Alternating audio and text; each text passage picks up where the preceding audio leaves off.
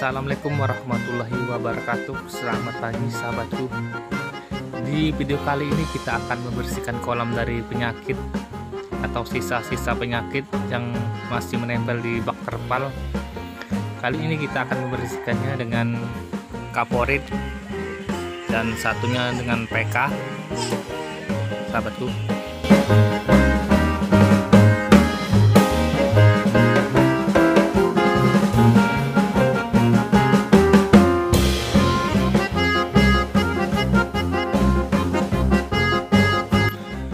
Membersihkan kolam dari sisa-sisa pakan maupun kotoran ikan dengan cara menyedot, membuang semua air kotoran yang mengendap di dasar kolam terpal. Wajib dilakukan budidaya kolam untuk mengurangi konsumsi amoniak dan nitrit yang ditimbulkan oleh penumpukan kotoran ikan dan sisa-sisa pakan di dasar kolam terpal, teman-teman.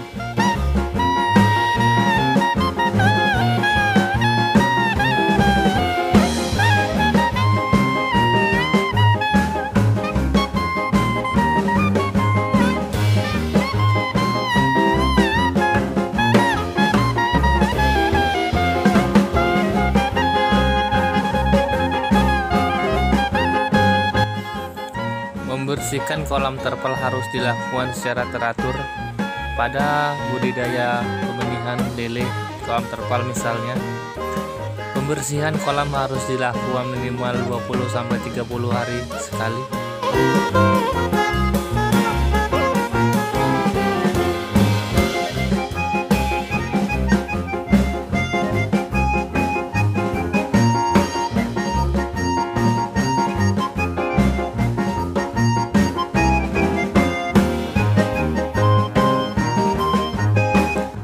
Ada banyak metode untuk membersihkan air dalam kolam lele, yang setiap metode bisa dilakukan bersamaan atau terpisah sesuai kebutuhan. Untuk membersihkan puing-puing atau dedaunan yang jatuh ke kolam, bisa dipakai serokan yang diberi tangkai agak panjang dengan bambu atau kayu.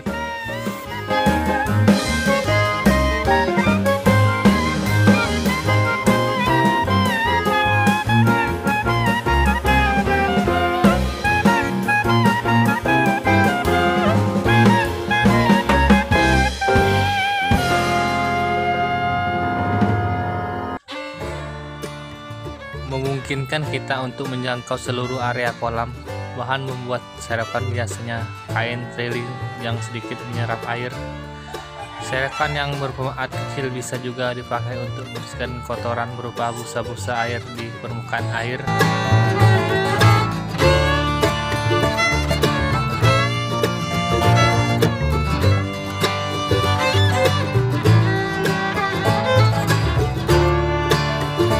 Selain itu, sisa endapan kotoran lumut yang tidak terbuang biasanya akan mengembang ke permukaan air. Semua kotoran ini bisa diatasi dengan serokan.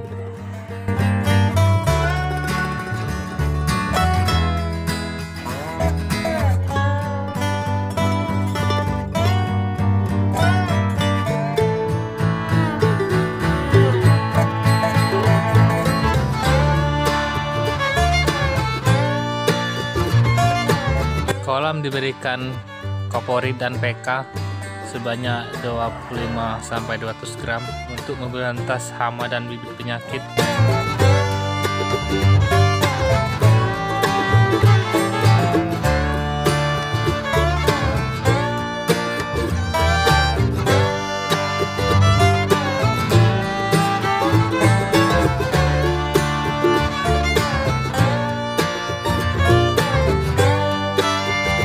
Air dalam kolam atau bak dibersihkan 1 bulan sekali dengan cara mengganti semua air kotor tersebut dengan air bersih yang telah diendapkan 2 malam.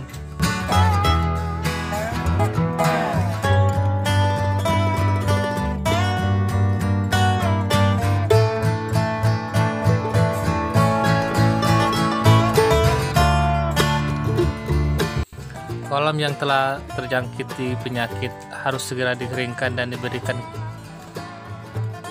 Kaporit dan PK selama 1 hari. Kita endapkan baru kita keringkan, dan seterusnya kita keringkan atau kita panaskan di terik matahari sekitar 1 hari, baru kemudian kita isi dengan air baru.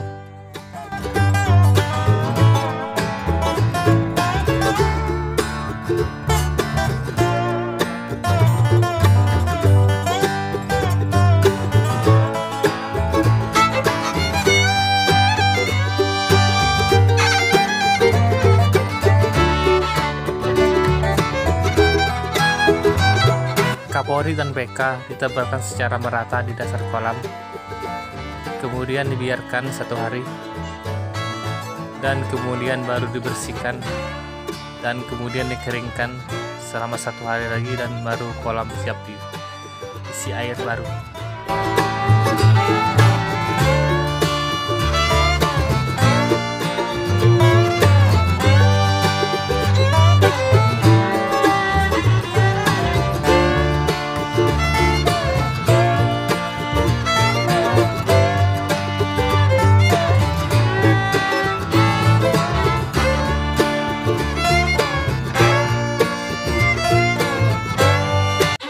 Gosok menggunakan sikat. Setelah semalaman diendapkan, gosok permukaan kolam dengan sikat.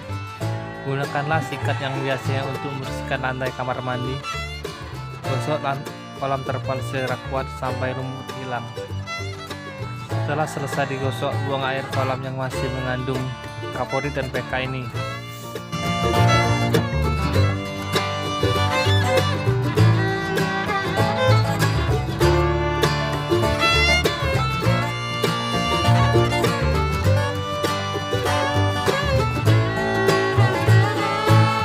Setelah menggosok dengan sikat kamar mandi, langkah terakhir membilas dengan air bersih.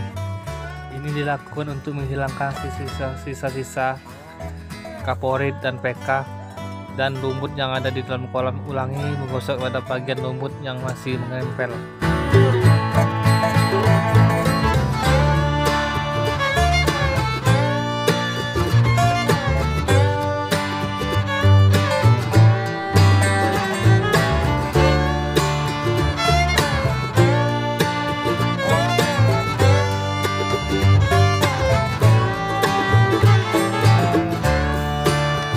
Kolam merupakan lahan yang dibuat untuk menampung air dalam jumlah tertentu sehingga dapat digunakan untuk memelihara ikan dan atau hewan air lainnya.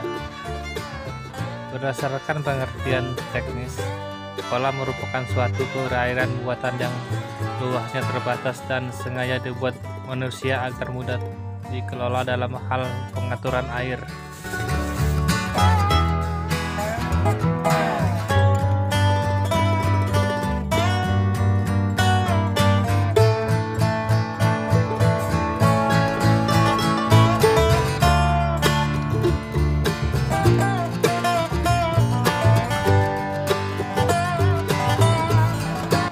Jenis hewan budidaya dan target produksinya. Kolam selain sebagai media hidup, ikan juga harus dapat berfungsi sebagai sumber makanan alami bagi ikan. Artinya kolam harus berpotensi untuk dapat menubuhkan makanan alami.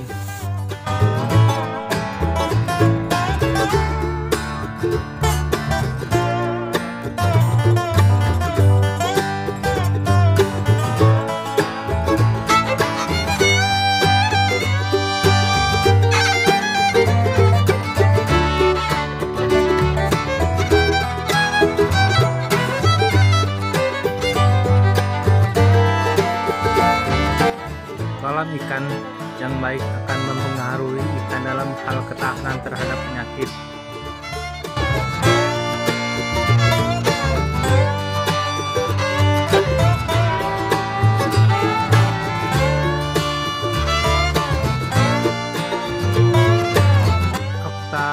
stabilisasi pakan dan kecepatan tumbuh berkembang biak ikan. Jenis-jenis ikan yang akan digunakan sangat tergantung pada sistem budidaya yang akan diterapkan.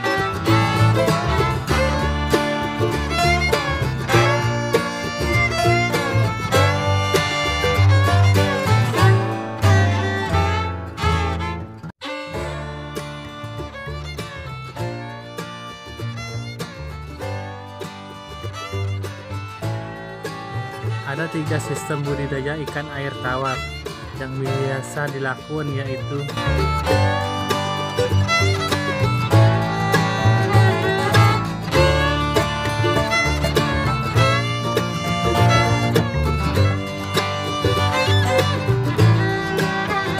satu, kolam ikan tradisional ekstensif.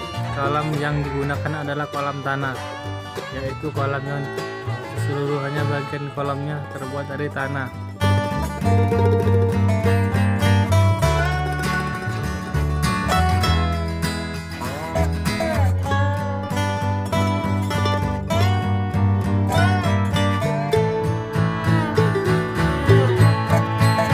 Kedua, kolam intensif. Kolam yang digunakan adalah kolam yang bagian kolamnya bening mematang terbuat dari tembok, sedangkan dasar kolamnya terbuat dari tanah. Kolam intensif, kolam yang digunakan adalah kolam yang keseluruhan bagian kolam terdiri dari tembok.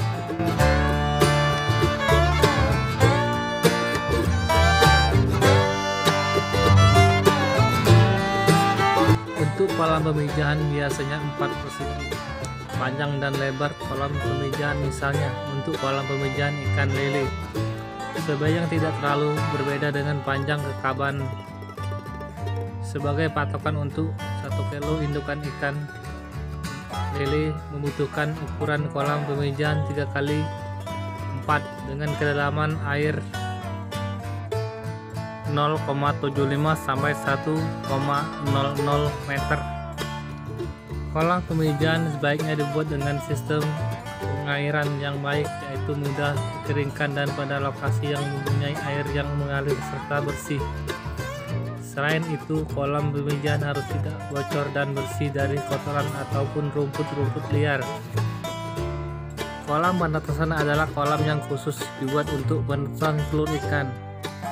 Sebaiknya dasar kolam penetesan terbuat dari semen atau tanah yang keras agar tidak ada lumpur yang dapat mengotori telur ikan sehingga telur menjadi buruk atau rusak. Ukuran kolam penetesan disesuaikan juga dengan skala usaha, biasanya untuk memudahkan perawatan dan pemeliharaan larva. Demikian teman-teman, semoga video ini bisa bermanfaat bagi semua. Assalamualaikum warahmatullahi wabarakatuh.